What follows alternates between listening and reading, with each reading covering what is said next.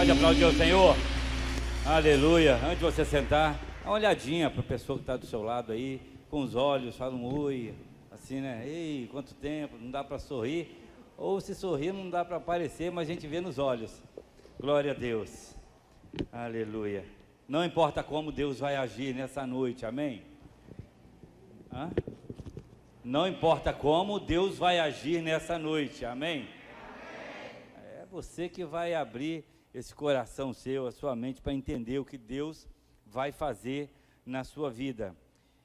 Vou trazer uma mensagem para vocês nessa noite, de algo que me aconteceu há uns dias ou meses atrás, e eu quero compartilhar de uma carta que eu escrevi, né, numa madrugada que eu perdi o sono e eu fui escrever uma carta. Nós estávamos passando uma semana de notícias, era uma segunda-feira, e quando nós ligamos o jornal, nós começamos a ver várias pessoas se posicionando sobre a morte de um norte-americano, um negro, chamado George Floyd. E eu, depois, uma semana depois, eu comecei a escrever numa madrugada, eu escrevi muito sobre aquilo, e o Espírito Santo me falou que eu estava naquela cena. Eu falei, eu vou ter que escrever sobre isso, gente. E eu pensei em publicar, falei, não vai ter um momento que a gente vai ter oportunidade de falar sobre isso. E o tema da mensagem de hoje é a carta a Floyd. Então, se você não viu, se você depois você pode procurar no Google para ter mais informações sobre isso. Mas, enfim, eu vou ler só um pedacinho, não vou ler toda a carta. Se depois você quiser essa carta, você pode me pedir aí, de alguma forma, no direct ou ao vivo aí, me fala aí, pastor, me manda aí que eu quero dar uma lida melhor para ver onde eu me encaixo, se nessa noite o Espírito Santo não falar com você, mas eu acho que ele vai falar contigo, assim como falou comigo. Então, eu contextualizei essa carta para trazer a mensagem dessa noite. Eu escrevi assim: Floyd não está mais entre tantos oprimidos pelo mundo, ele se foi. Por favor, não consigo respirar. Foram estas as últimas palavras dele. Foi um choque para todo mundo ver o joelho de um policial asfixiar e matar um cidadão americano enquanto alguém filmava. Nesse primeiro momento, eu prefiro não citar que o homem era negro e o policial era branco. Não quero aqui distinção de raça, pois somos uma única raça, seres humanos, ou deveríamos ser. Em meio a tantas manifestações em buscas por igualdade, em um clima tenso entre policiais e manifestantes, milhares de pessoas de braços dados caminharam por diversas cidades americanas em um protesto antirracista. E lembrando da cena, algumas perguntas me vieram em uma corajosa autoanálise, nem tão corajosa nas minhas respostas. Cenas daquele 25 de maio e a voz de George Floyd sendo asfixiado pelo policial Derek Chauvin continuam na minha mente. Isso eu escrevendo nessa madrugada. Perdi o sono nessa madrugada, 3 de maio, e comecei a escrever, tentando me encaixar nessa história. Quem sou eu? Quem sou eu naquela cena? Consigo sobrevoar minha mente como um drone sobre o local, mas me sinto como se algo me trouxesse para mais perto da cena e me dissesse, você faz parte deste contexto. Digo eu? Como eu me encaixo na cena?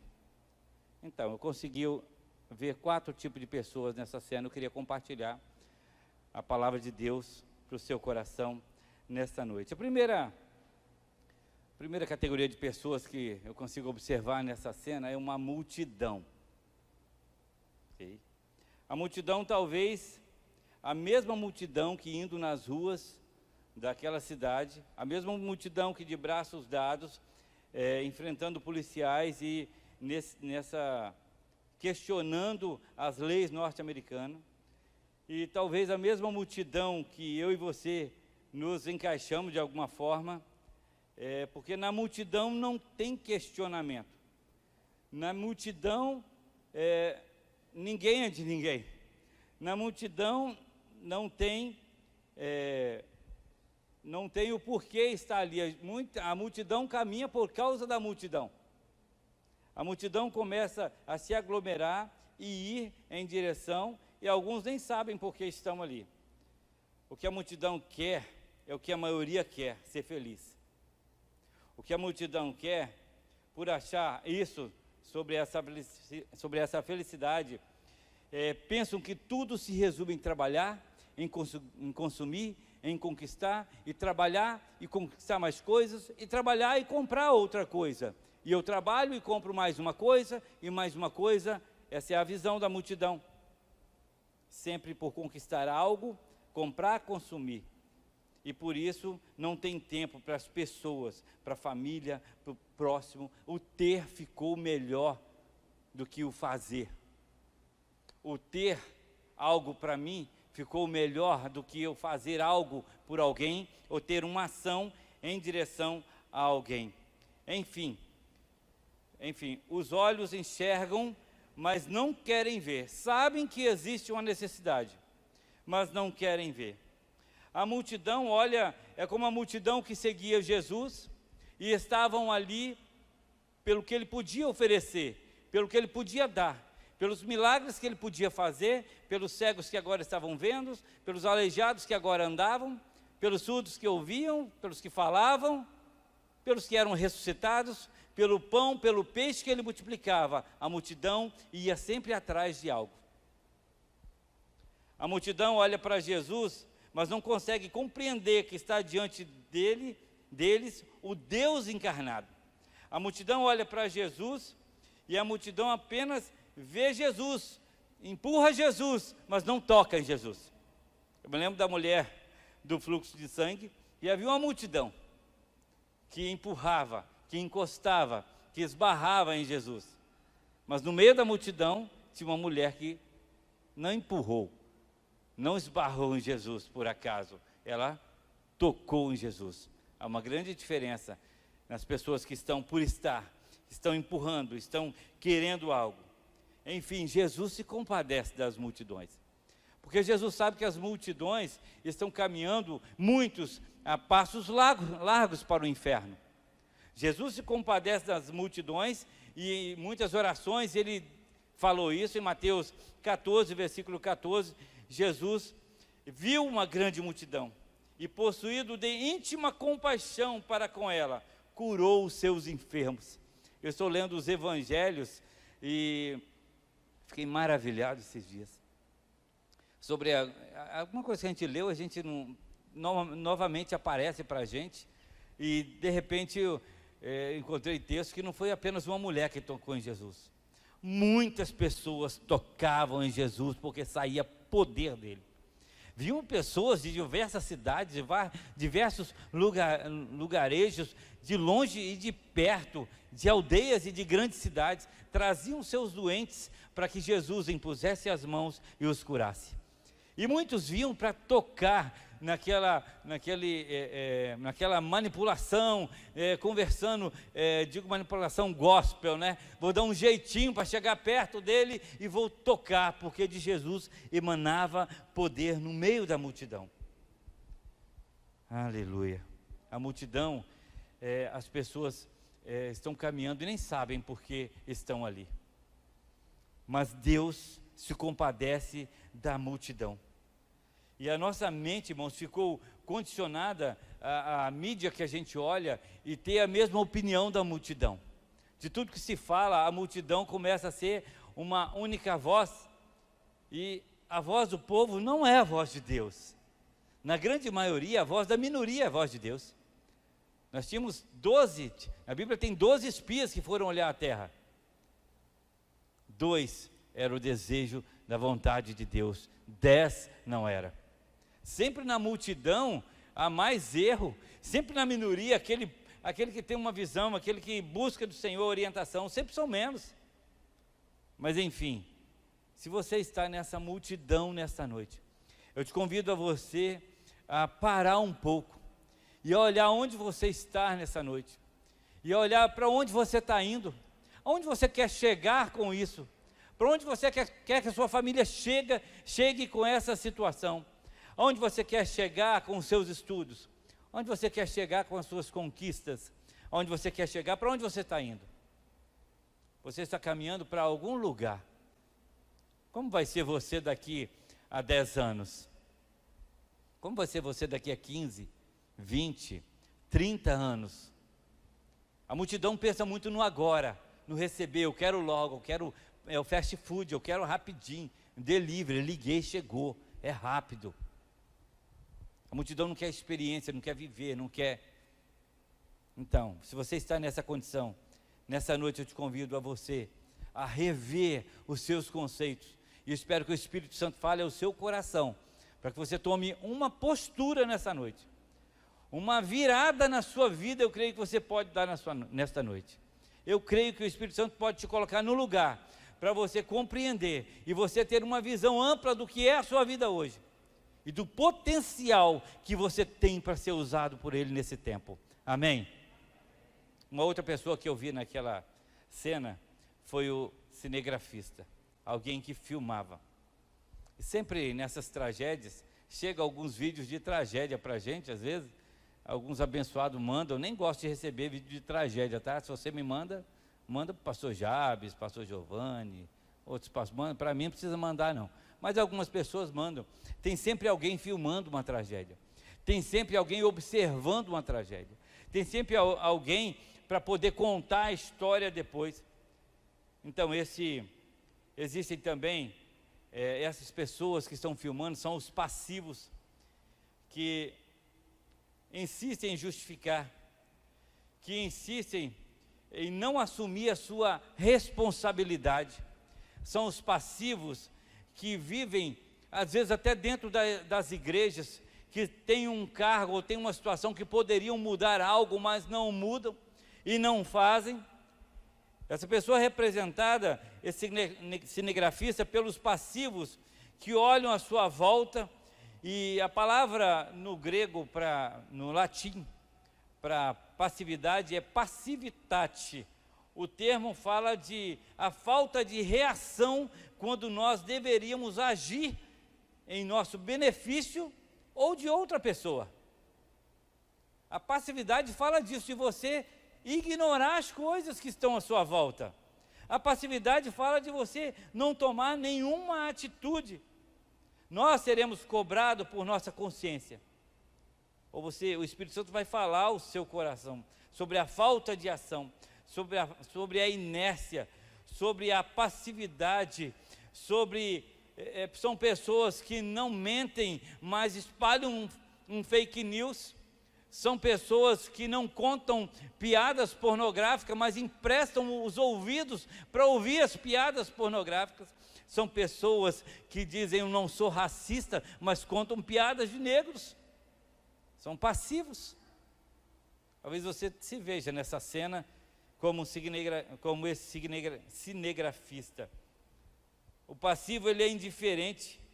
O que se justifica dizendo, eu só estava olhando, só estava filmando, eu não fiz nada.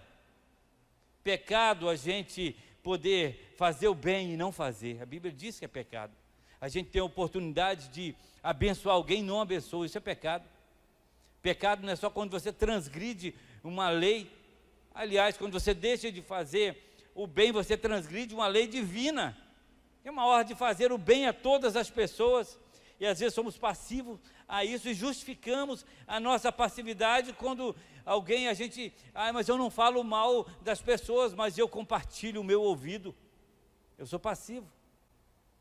Talvez você se veja nessa cena hoje, e você, de repente você está vendo coisas, e estava ali esse cinegrafista diante de George Floyd dizendo, não consigo respirar. Não consigo respirar. E a voz diminuindo, eu não consigo respirar. E ele continuava filmando. Ninguém procurou saber o nome desse rapaz que filmava. Mas são muitos que estão filmando a desgraça alheia. São muitos que estão vendo pessoas indo para o inferno e não se mexem. Pessoas que são passivos, que gostam de trazer uma informação justificando a sua falta de ação, justificam a sua falta de misericórdia, dizendo que eu não fiz porque eu não podia. A pessoa pode não gostar, vai que eu vou lá falar com a pessoa não gosta. Meu irmão, hora de se posicionar. Você é um crente em Cristo Jesus, você tem que fazer a diferença nesse mundo. É preciso eu e você nos posicionarmos nesse tempo, dizer não, eu não concordo, ou eu concordo. Nós somos a igreja de Cristo. Você não é qualquer um, você é a igreja de Cristo. Possível você ver uma situação e não te comover, e os passivos se justificam, e às vezes lançam até a falta de misericórdia, quando dizem, vejam tantas pessoas sofrendo nos hospitais, pessoas em outras cidades, em outros lugares, e vendo no sul, situações complicadas, no Amazonas, ele vira e diz, mas é o pecado do povo, o povo tem que sofrer mesmo. Começam a justificar a sua falta de ação, começam a justificar a sua inércia nesse tempo, e não tomar uma posição.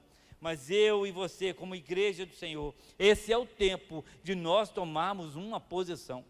Eu me lembro que quando Jesus encontrou com a mulher samaritana, quando ele entregou a bênção para aquela mulher, ele falou assim, olha, vai fluir de você, vai fluir do seu ventre, é algo que não tem como conter. Ele diz, vai fluir do teu ventre rios, é coisa grande, não vai surgir uma poça, não vai surgir uma caixa d'água, são rios que vão fluir na sua vida, para abençoar a vida de outras pessoas, para fazer a diferença nessa nação, nesse tempo tão difícil. É hora de você se comover, é hora de você sentir misericórdia, porque Jesus olhava para a multidão, ele sentia misericórdia. E a gente olha para a multidão, a gente lança o nosso julgamento sobre ela, que Deus tenha misericórdia de nós. Que Deus nos perdoe nessa noite e nos leve a tomar uma postura diferente. Quem está entendendo? Amém? O Espírito Santo está falando contigo algo aí, meu irmão? Tem algo mexendo no seu coração, de algo que você precisa fazer? De algo que você tem que mexer? Eu sei que a gente ouviu muitas pregações. Hoje, pela manhã a Daís contava a visão dela, eu sei que a gente ouviu muitas pregações e às vezes acaba sendo um certo treinamento que a gente diz assim, o que importa não é fazer, é ser. É claro que nós sabemos disso. O que importa é você ser um filho de Deus. O que importa é você ser lavado, remido, santificado, lavado, ensaboado, engomado no sangue de Jesus. Amém. Morar no céu. Amém. Mas, também na palavra do pastor, depois falando sobre o trazer o céu à terra, venha o teu reino, aleluia, venha o teu reino, é para agora, é para viver isso agora, você está entendendo? Então comece a se perguntar nessa noite, como é que eu posso deixar de ser passivo diante da obra de Deus que precisa ser feita? Como é que eu posso, nesse tempo, fazer a diferença na vida das pessoas? Como é que eu posso, nesse tempo, olha, as formas do Espírito Santo vai falar contigo, porque são muitas maneiras que Deus tem para usar a sua vida, e Ele vai usar a sua vida de diferentes formas. Às vezes vai me usar de um jeito, vai te usar de outro, aleluia. É hora de você sair da inércia, é hora de você parar de se conter com tanto ganhar e correr. Eu me lembro da passagem do bom samaritano, Lucas escreveu 10:30, ele disse que, Lucas 10:30, ele diz, Jesus dizendo que descia um homem de Jerusalém para Jericó, e esse homem que descia para Jericó foi assaltado, foi jogado meio morto, assim que o texto diz, à beira do caminho, e de repente quando ele estava à beira do caminho, viu um sacerdote. O sacerdote ia dirigir o culto, o sacerdote tinha que ver se estava tudo certo, se as câmeras estavam no lugar, se o som estava ligado, se a programação estava boa. Então ele passou de largo, diz a Bíblia que ele passou de largo, diz, os dois textos diz, vendo-o, ele viu, ele não passou, ele viu que estava ali, e ele passou de largo, começou a andar de largo, e foi para o seu compromisso, foi para o templo, aleluia, para o templo. Glória a Deus, que bênção está no templo. Da mesma forma, veio o levita, diz a Bíblia que ele vendo, também passou de largo. Também passou de largo. Talvez o levita vinha, qual música nós vamos cantar? Quem vai tocar? Teve ensaio, e a gente, vocês estão observando que às vezes as coisas de Deus, aqui entre aspas, tiram a gente do propósito de Deus, muitas vezes, se não vigiar? Sério, pastor? Sim, a gente servir a obra de Deus, às vezes não é servir a vontade de Deus, porque a gente faz muitas coisas, não estou dizendo que você faz aqui não é importante, claro que é importante, mas às vezes você não se permite ver as pessoas que estão ao seu lado. A igreja desse século precisa entender que suas ações pregam o evangelho. Eu e você, quem é a igreja? Eu, você, nós precisamos entender que a minha ação, a sua ação, é a pregação do evangelho. E a gente tem visto nas redes sociais muitas frases muito bonitas, gente, mas são frases. Os céus não se impressionam com as frases de impacto, se a sua vida não for o impacto que é preciso nessa geração. Os céus não se impressionam com as frases de impacto, se a sua vida não for o impacto que o mundo precisa. Aleluia. O tempo é o tempo de alcançar pessoas. O tempo é de viver com pessoas, o tempo é de criar relacionamento, o tempo é de trazer o céu para a terra, o tempo é da pregação do evangelho. Em todo o tempo prega o evangelho. Esse é o tempo da igreja, de fazer isso com as ações, falando de Jesus, orando pelos enfermos.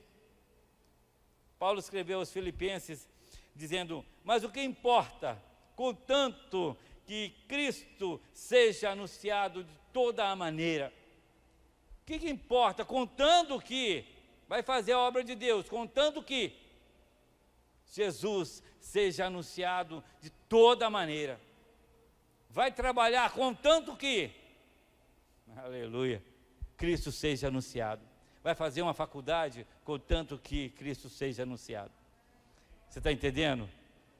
Aleluia. Vai fazer uma ação contando que Cristo seja anunciado. Aleluia, aleluia. A ceia fala disso, gente.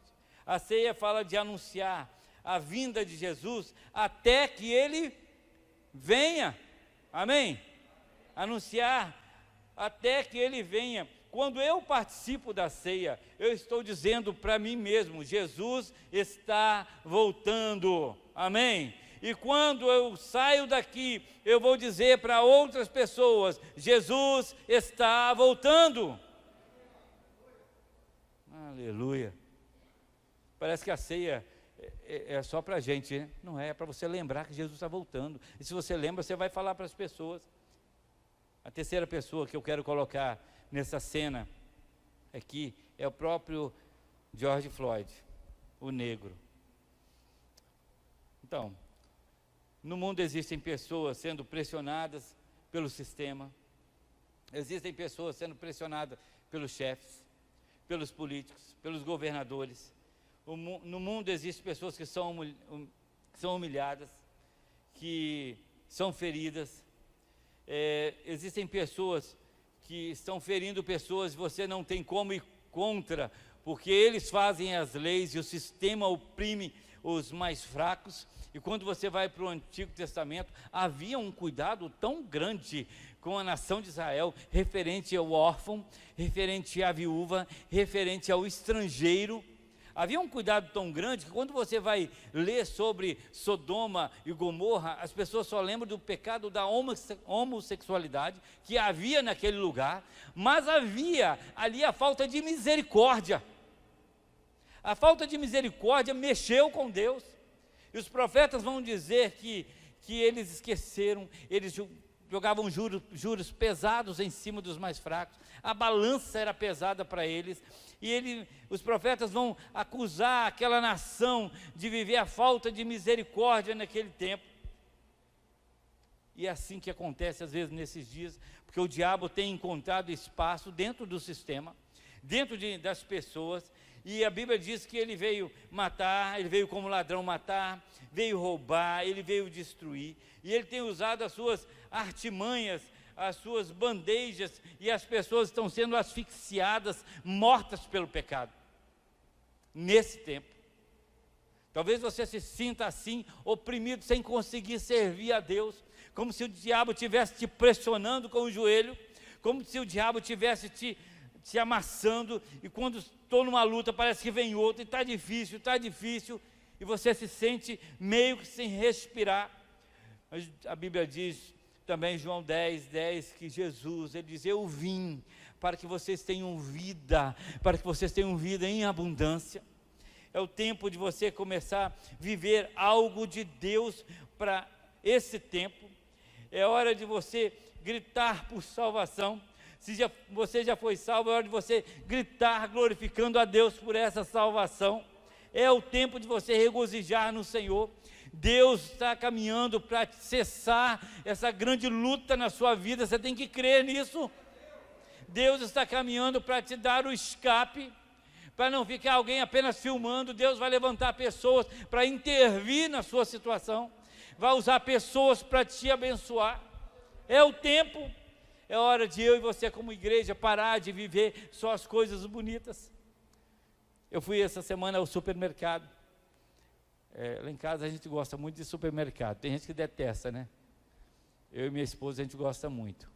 Loja então, a gente gosta muito. E eu fui ao supermercado, fui sozinho, acredite, ela deixou. E quando eu cheguei lá, eu estava olhando a melancia, mas eu não gostei muito. Mas um tempo atrás eu comprei uma melancia bem grande, bem bonita, para levar para uma programação de jovens. E a melancia, bonita mesmo. Eu não sei se um dos meus filhos falaram: ô pai, tá saindo uma água da melancia no carro, vai molhar. Então eu tirei. Falei: será, meu pai, a melancia tão bonita, tão aparente? E eu olhei, tinha um buraquinho. O inimigo entrou ali, irmãos. O cão entrou naquele buraquinho. No primeiro corte da melancia, ela dissolveu como se eu tivesse jogado soda cáustica, virou água, virou uma coisa incrível. Por que eu estou falando isso, irmãos? Nós precisamos viver um cristianismo mais autêntico. A gente precisa mostrar o que realmente nós somos, igreja de Cristo. Nós precisamos viver o que somos mesmo, filhos de Deus, amados de Deus. E não deixar nenhuma brecha, nenhum buraquinho para o cão entrar, para o inimigo entrar, para que você não possa viver algo que você não é. Jesus se referia aos fariseus dessa forma, que eles eram como sepulcros, que por fora era muito bonito, mas por dentro fedia, estava estragado. O cristianismo foi feito para ser autêntico, tá? Foi feito para viver coisas, para você viver o melhor de Deus e para você alcançar pessoas. É para quando alguém diz assim: você é crente? Você diz: você não é não? É quando alguém diz assim: você vai à igreja, você ainda não vai. O que é um GCE? Você ainda não sabe o que é, você ainda não participa. Você não sabe o que você está perdendo. É alcançar pessoas, é gente. A última pessoa que eu quero, o último que eu quero citar aqui nessa noite é o Direct Chauvin, o policial branco. Talvez você não se encaixou como a multidão, talvez você não se encaixou como o George Floyd, ou como o cinegrafista, mas talvez como o Direct Chauvin. Enfim, peça misericórdia a Deus para a sua vida nessa noite, porque Deus pode mudar o seu contexto de vida hoje, em nome de Jesus. Tá? Algumas atitudes estão presentes no nosso treinamento desde a infância. Algumas atitudes estão presentes desde que o pai e a mãe ensinavam as crianças, e aquele desrespeito ao pai, o desrespeito à mãe, o desrespeito à professora, que alguém foi vendo como normal. E algumas pessoas chegam na fase adulta e quando adquirem o poder e têm o poder nas mãos, não sabem o que fazer. Muitas vezes por causa do seu treinamento. E eu oro para que nesse tempo, nessa geração, os pais e mães comecem a pensar sobre os treinamentos dos seus filhos, tá? Porque as pessoas treinam as crianças para serem um bom advogado, treinam as crianças para ser um bom engenheiro, um bom médico, um bom policial, tantas profissões, e depois nós começamos a confundir e achamos que nós somos aquilo que nós fazemos. E somos treinados para isso, mas eu oro para que nesse tempo nós comecemos a treinar os nossos filhos para serem pastores, para serem missionários, para serem enviados como discípulos do Senhor, para serem homens e mulheres de Deus, para serem pregadores da palavra de Deus nesse tempo. Eu oro para que quando os pais olharem para os filhos, não vão dizer, você vai ser um jogador de futebol, vai dizer, esse aqui é um varão do Senhor, esse é um homem de Deus, é uma mulher de Deus. Eu oro, e você pode até usar um pouco de igrejês, né? Usar aquelas palavras que ninguém entende. Este é um varão de guerra, é estilingue de Jeová, não é assim? Matador de gigante. Eu não sei o que você vai... Precisamos treinar os nossos filhos para serem homens e mulheres de Deus, porque quando chegam e tomam uma responsabilidade e têm um poder nas mãos, eles saberão o que fazer para abençoar as pessoas. Deus espera então que os pais dessa geração preparem seus filhos para anunciar Jesus para a próxima geração. Preparemos os nossos filhos não apenas para o agora, nós estamos preparando eles, porque virá uma próxima geração. Jesus está voltando, mas a gente tem que estar preparando o povo para a próxima geração, para estar pronto para orar por pessoas, para pregar o Evangelho. O meu pai e a minha mãe já foram embora, não estão mais aqui. Agora quem prega sou eu, e quem tem que pregar são os meus filhos, e você também tem que preparar os seus filhos, os seus netos, e eles vão pregar em todo tempo, em nome de Jesus. Oro para que as mães coloquem a mão sobre a barriga, sobre a sua gravidez, e diga, Senhor, essa é uma missionária do Senhor. E se você ainda não é casada, põe a mão, porque um dia você vai ser e vai ter filhos. Eu vou gerar para a glória do Senhor. Aleluia, aleluia, aleluia. As pessoas não sabem o que fazem quando têm o poder. Se fala muito de empoderamento, empoderamento da mulher, empoderamento do negro, empoderamento do índio, empoderamento de tantas coisas, e a palavra é muito comum em livros, em palestras, você ouvir. A Bíblia também fala sobre empoderamento da igreja, aleluia, onde a Bíblia diz que as portas do inferno não prevalecerão contra a igreja do Senhor. O que é isso? É o poder de Deus, isso é empoderamento da igreja para alcançar os que estão lá fora. Eu sempre que eu lia esse versículo, eu tinha a impressão que parece que o inferno que estava vindo para cima de mim, gente, que medo, meu pai. É como se eu estivesse segurando uma porta, sem conseguir segurar, e parece que o inferno estava forçando, mas é o contrário, é a porta do inferno que vai ser arrombada, porque tem muita gente lá para ser salvo, tem gente para ser resgatado ainda hoje. Aleluia, glória a Deus. A Bíblia fala de empoderamento, Atos capítulo 1, versículo 8, ele diz assim, recebereis poder, aleluia, recebereis poder, é o empoderamento da igreja, é o empoderamento da sua vida, você pode receber o poder de Deus. Marcos escreveu que depois de você receber esse poder, a Bíblia diz que os sinais vão seguir aos que crerem. Atos ainda 1:8 diz, recebereis poder do Espírito Santo, que há de vir sobre vocês, e vocês vão ser minhas testemunhas, tanto em Jerusalém, como em toda a Judéia, Samaria, até os confins da terra, em Linhares, nos valados, nos bairros dessa cidade, vocês serão testemunhas. Para isso vocês precisam do poder de Deus. Agora, se você não quer ir, não precisa de poder. Se você vai ficar, você não precisa do poder. Se você quer ficar apenas no culto de domingo, para que poder, meu irmão?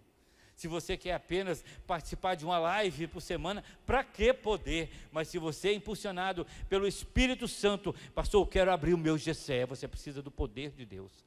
Pastor, eu quero evangelizar pessoas lá na minha faculdade, você precisa do poder de Deus. Eu quero evangelizar na minha área de trabalho, você precisa do poder de Deus. E você vai receber o poder de Deus, porque a Bíblia diz que você vai receber o poder para ser a testemunha do Senhor. Marcos 16:15, ele disse-lhe: ide por todo o mundo, prega o evangelho a toda criatura, quem crer e for batizado será salvo, mas quem não crer será condenado. E o versículo 17 diz ainda: e estes sinais seguirão aos que crerem, em meu nome expulsarão demônios, falarão novas línguas, pegarão em serpentes, se beberem alguma coisa mortífera, não lhe farás dano algum. Porão as mãos sobre os enfermos, eles sararão. Você vai orar pelos que estão com depressão, eles serão curados. Você vai orar por aqueles que estão com febre, eles serão curados. Aqueles que estão com câncer, eles serão curados. Aqueles que estão com Covid-19 serão curados, do poder do nome de Jesus, porque os sinais vão te acompanhar. Se essa igreja quer sair, ela precisa do poder de Deus. Se você, quando eu falo essa igreja, não é as paredes, irmão, estou falando de você. Estou falando de você. Se você quer sair, você precisa do poder de Deus. Olha, você pode cantar bem, você pode tocar bem, você pode pregar bem, mas se você não tiver o poder de Deus, não vai. Então peça o poder de Deus. Receba o poder de Deus. Sabe que o nome do poder de Deus tem um nome, o nome é Jesus. Esse poder de Deus, o nome dele é Jesus. Por isso que ele diz, logo no versículo seguinte: em meu nome, você vai receber o poder. O poder não é seu, mas está em você. E você vai usar em meu nome, vai dizer, no nome de Jesus, sai. No nome de Jesus, seja repreendido. No nome de Jesus, receba a cura. No nome de Jesus, ser curado. No nome de Jesus, receba e comece a usar o nome. Olha, usa-se o nome de Jesus para tantas coisas em vão. Por isso que a palavra diz para não usar o nome do Senhor Deus em vão, porque vai ter a hora que você precisa dele. Use o nome na hora que você precisa. Você está vendo a sua casa sendo destruída e você não clama esse nome. Está vendo que as coisas vão de mal a pior e você não clama o nome de Jesus. Está vendo que a sua família precisa ser salva, então clame ao nome de Jesus, expulse aquele demônio que está lá em nome de Jesus. Há poder no nome de Jesus e você pode expulsar. Você pode dizer, em nome de Jesus, Satanás, parte daqui, que agora é street fight aqui, o bicho vai pegar para o seu lado, ele vai vazar, em nome de Jesus. É pancada, cristianismo, eu sempre falo, cristianismo é guerra, é pancada, não é florzinha, é Rambo 3, Rambo 4, agora tem o 4 também. É briga, irmão, é luta. Você é um cristão, você é um servo de Deus, um filho de Deus. O poder do diabo custa caro, oprime as pessoas, empobrece as pessoas, mata as pessoas, mas o poder de Deus na igreja reaviva as pessoas, o poder de Deus na igreja levanta as pessoas, o poder de Deus na igreja cura as pessoas, o poder de Deus na igreja leva a igreja a viver o céu na terra antes ainda de Jesus voltar. Aleluia! Oh, glória a Deus. Poder que a igreja tem traz libertação. Você é a igreja do Senhor. E você nesta noite está sendo impulsionado para ir, para sair. Porque os discípulos, eles saíram, participaram da ceia, viram Jesus fazer milagres. Jesus foi para o céu, mas eles foram fazer milagres. E eles foram levar o evangelho, e eles foram pregar. E eu quero usar o texto para você nessa noite, quero chamar o Ministério de Louvor aqui para fazer um louvor. Quero usar o texto que Isaías falou, e que depois, quase 700 anos depois, Jesus falou, e que 2000 anos depois você vai falar. Fica de pé então no seu lugar. Lucas, capítulo 4, versículo 18. Aleluia. Nós vamos ler junto. Eu vou ler a primeira vez para você se habituar com o texto. Presta atenção no texto que Isaías profetizou. Que Jesus um dia na sinagoga abriu, leu e falou: pronto, cumpriu, sou eu. E hoje você vai ler e falar: pronto, cumpriu, sou euzinho de novo. Eu vou fazer isso. O texto diz assim: o Espírito do Senhor está sobre mim,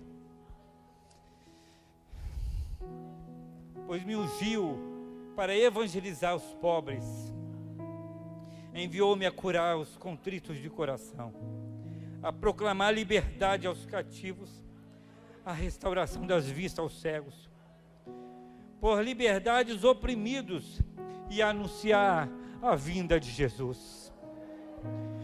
Isso é para você hoje, meu irmão. É para você hoje. Esse texto foi falado há quase 3.000 anos atrás, 2.700 anos atrás. Isaías profetizou isso, se referindo a Jesus. E Jesus está na sinagoga, ele abre o texto, e ele lê isso aqui que eu li para você hoje, há 2.000 anos atrás. Eles queriam apedrejar Jesus, porque Jesus falou: está se cumprindo hoje, eu sou ungido do Senhor. Então, o Senhor também te ungiu, você também é ungida, você também é ungido do Senhor. Você é ungido, amém? Se você não é, pode ser que você esteja na multidão, pode ser que você esteja só passivo a tudo que acontece, vem ao culto, mas pode ser que você foi oprimido pelo inimigo. Você precisa dessa oportunidade que o Espírito Santo te dá hoje, de receber Jesus como seu único e suficiente Salvador.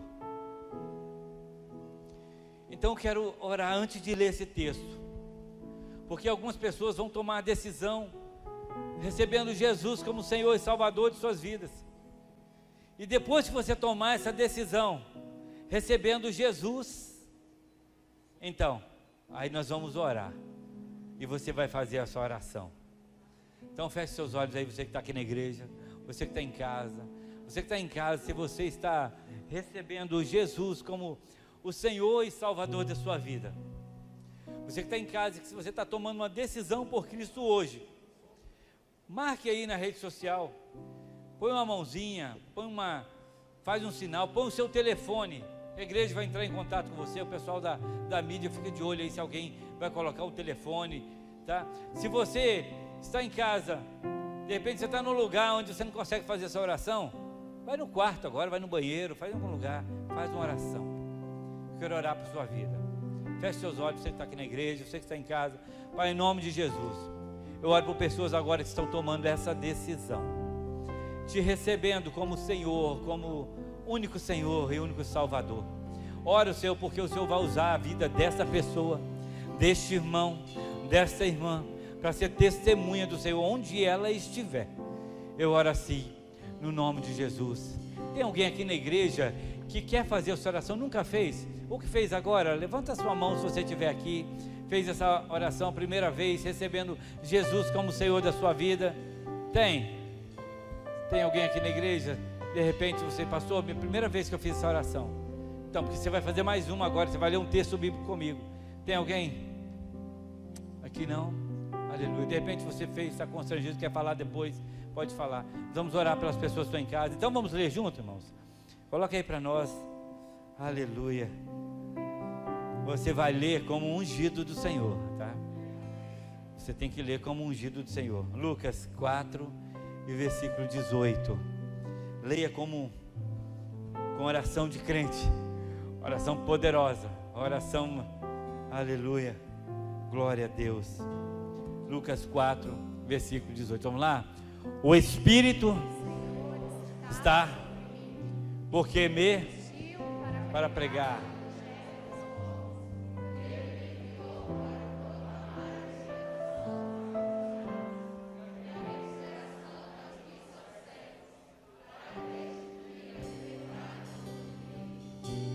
Aleluia, aleluia.